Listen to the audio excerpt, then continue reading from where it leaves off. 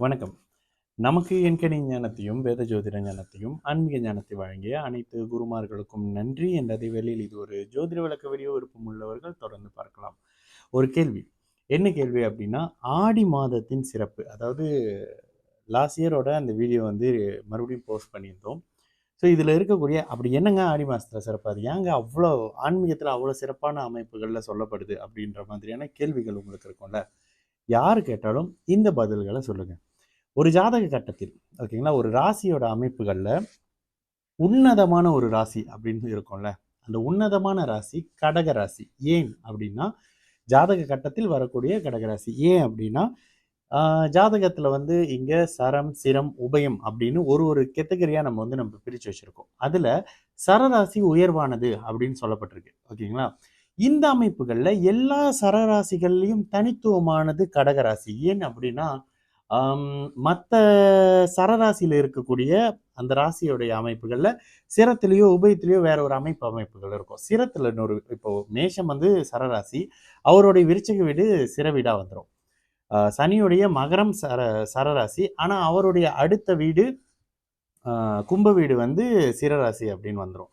So இந்த அமைப்புகளை பார்த்தா சுக்கரனுடைய துலாம் வந்து சரராசி, அவருடைய ரிஷபம் வந்து இதுன்னு வந்துடும். என்ன ஸ்திர வீடு அப்படின்னு வந்துடும். அப்ப இந்த ஒட்டுமொத்த அமைப்புகள்ல 2ல் 1 அப்படின்னு இல்லாம ஒரே ஒரு வீடு மட்டும் கடகத்துக்கு, அவர் மட்டும் அந்த ஒரே வீடு, அந்த ஒரு வீட்டுக்கு ஓனர். எதுல ஆக பெஸ்ட்டுங்க? எது ஃபர்ஸ்ட் ஆப்ஷன்? 2 ஆப்ஷன்லாம் இல்லை, ஒன்னே ஒன்று தான், அது கடகம்.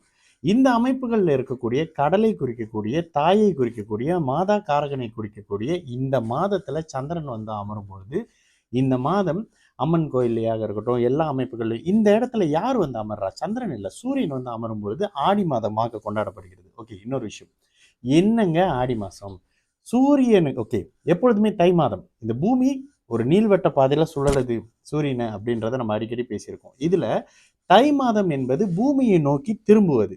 ஓகேங்களா, ஆடி மாதம் என்பது ஒளியை விட்டு விலகி இருளை நோக்கி போறது அப்படின்ற மாதிரி ஒரு விஷயம் வரும். ஜோதிடத்துல இது உத்தராயணம் தட்சிணாயனம் அப்படி இப்படின்னு சொல்லுவாங்க.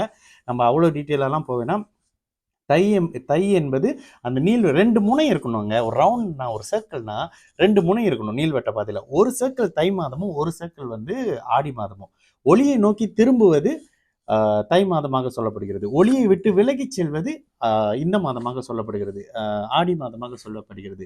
இந்த ஆடி மாதத்து அமைப்புகள்ல தாயுடைய வீடுகள்ல இன்னொன்னு, சூரியனுடைய மனைவி சந்திரன் அப்படின்னு சொல்லப்படுதுல, அந்த மனைவியின் வீட்டுல சூரியன் வந்து அமர்வதுன்றது ஒரு விசேஷம்ங்க. இதை தான் நம்ம ஆடி மாசத்துல இதுல மிக முக்கியமான விஷயம் என்னன்னா, ஆடி மாசம் முழுக்க முழுக்க முழுக்க அம்பாளுக்கு தான் விசேஷமான அமைப்பா இருக்கும். ஆடி வெள்ளி, ஆடி பௌர்ணமி அப்படின்னு சொல்லிட்டு அந்த வீடு மாதா காரக வீடு, ஒரு தாயினுடைய வீடு. இந்த அமைப்புகள்ல தான். இன்னொரு விஷயம், இந்த இடங்கள்ல இவங்க சேரக்கூடாது, கணவன் மனைவி சேரக்கூடாது அப்படின்னு ஜோதிடத்துல ஒரு விஷயங்கள் சொன்னாலும், இந்த அமைப்புகள்ல சில இடங்கள்ல நாம ஜோதிடத்துல முரண்படுவேன். அதுல முதல் விஷயம், ஆடி மாதத்துல திருமணம் செய்யக்கூடாது. ஏன் திருமணம் செஞ்சு குழந்தை அமைப்புகள் சித்திரையில பிறக்கும் அப்படின்னாலும் கூட, சித்திரை மாதத்துல சூரியன் உச்சமாக பிறக்கிறது மிகப்பெரிய நல்ல விஷயங்க. ஓகேங்களா, ஜோதிடத்தில் பல விஷயங்கள் அப்படி அந்த மாதிரி அது அவங்க என்ன சொல்றாங்க, அந்த மாதிரி ஹீட்டான காலகட்டத்தில் குழந்தை பிறந்தா குழந்தைக்கு சில அமைப்புகள் டிசீஸ் வரும் அப்படின்னு சொல்லப்படுற அந்த காலகட்டம் மாதிரி இப்போ அக்கௌண்ட் போடுற காலகட்டத்துக்கு வந்துட்டோம். இந்த காலகட்டங்களில் சூரியன் உச்சமாக சித்திரையில பிறக்கக்கூடிய குழந்தைகளுக்கு சூரியன் உச்சமாக இருக்கும், நல்ல தந்தை அமைவார். ஓகேங்களா, சூரியன் ஒரு அளவுக்கு நல்ல அமைப்புகள்ல இருக்கும் பொழுது நல்ல தந்தை, நல்ல தொழில் அமைப்புகள், கான்ஃபிடென்ட், இது மாதிரியான தன்மைகள் அவங்க லக்னத்தின் அடிப்படையில் கிடைக்கும். அப்ப சித்திரை மாதத்தில் குழந்தை பிறப்பது நிச்சயமாக உன்னதமான ஒரு விஷயம் தான். எந்த ஒரு சிறப்பான ஆத்மாவும் எந்த ஒரு காலகட்டத்திலும் பிறந்து கொண்டே இருக்க மாதிரியான ஒரு அமைப்பு. ஆடி மாதத்தை பத்தி யாராவது ஏதாவது கேள்வி கேட்டாங்கன்னா இதுதாங்க அதற்கான பதில். இதுல மாற்று பதில் இருக்க வாய்ப்பே இல்லை. சரிங்களா, நல்லது நடக்கும், எல்லோரும் நல்லா இருப்போம். வணக்கம்.